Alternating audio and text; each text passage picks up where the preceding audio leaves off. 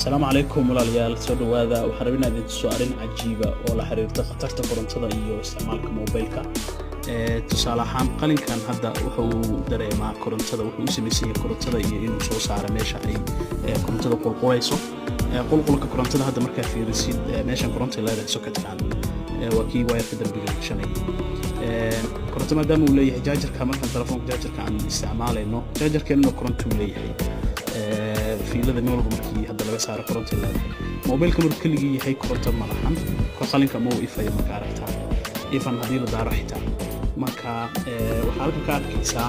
tusaale markii la geliyo seebo uu noqonaya marka qalinka soo qabo hadii la saaro mobilka ay koronto leeyahay waxaan aqoonina isticmaalisa ama ku hadlaysid koronto leeyahay waxba taa ka sii dana subhanallah markii mobilka gacanta ku haysatid gacantaada fiiri gacantaada lafteeda koronto qulqulkeedii uu saameynaya jirkaaga gacanta kala fiiri marka oo ma santiin walaalayaal ciladaas waxa u baahnaynaa maaragtay aad insha Allah iska ilaalisaan walaalihiina gaarsiiyo insha Allah